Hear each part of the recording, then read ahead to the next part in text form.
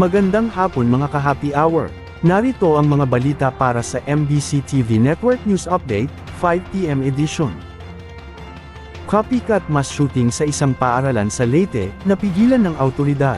Yan ang MBC TV Network News, ni Edniel Parosa. Napigilan ng otoridad ang isang planong copycat mass shooting incident sa isa na namang paaralan sa Leyte kagabi. Ibinunyag sa Campo Crame ni Interior Secretary John V. Cremulya na isang 14 anyos na estudyanteng nagngangalang Jasmine ay nagbanta ng pamamaril at pananaksak sa Tolosa National High School. Ilang araw lamang ito matapos ang naunang insidente sa Tacloban City sa parehong probinsya. Nabisto ang plano ng grade 10 student sa tulong ng tip mula kay Senador Pao Aquino pasado alas 8 kagabi. Kwento ni Remulya, nagbanta ng karahasan ng mag-aaral gamit ang maraming dummy account sa social media hanggang sa natuntun siya ng CIDG. Translation, pinost sa Facebook no? Hello, send this to your friends. Yo, from Tolosa, prepare yourselves, especially you, as you only get ready. I will disrupt the school. You won't know me, but you will recognize me.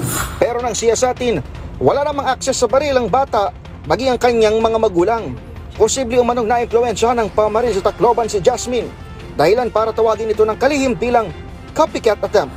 When Jasmine or her family had access to firearms, it is possible that she was influenced by recent shooting at San Jose National High School. Nabatid din sa inisyal na impormasyong player din ng bagong suspect nang ipinagbawal ng larong Gorbox na kinadikan din umano ng isa sa mga nagpaputok ng baril sa Tacloban. At sila, agin back sa Gorbox. So yung game na yan, sa mga magulang, patuloy yung mga magulang kasi napakadelikado Tacloban. Nanawagan si Remulya sa Kongreso na repasuhin ang implementing rules and regulations ng mga batas sa gun ownership maging sa juvenile justice system. Dahil kasi 14 anyos din ang panibagong salarin, pinakawalan din siya ng DSWD kalaunan, makaraang questionin. Para sa MBC TV Network News, ako si Edniel Parosa, Razor Rage. Una sa Pilipinas, una sa Pilipino.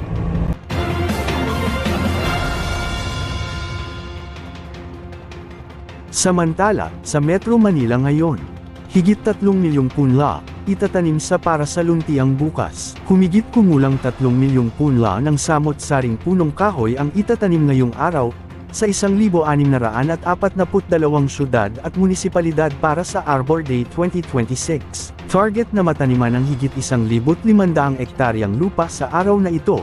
Inaasahan ding nasa 188,000 katao ang makikiisa sa naturang pagdiriwang.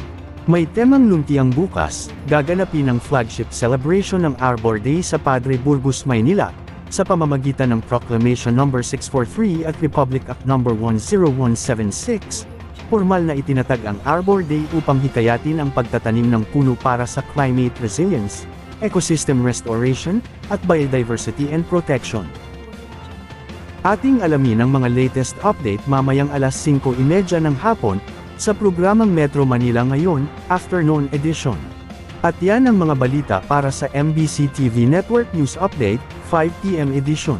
Samahan ninyo kami bukas, mula alas 9 ng umaga, hanggang alas 5 ng hapon.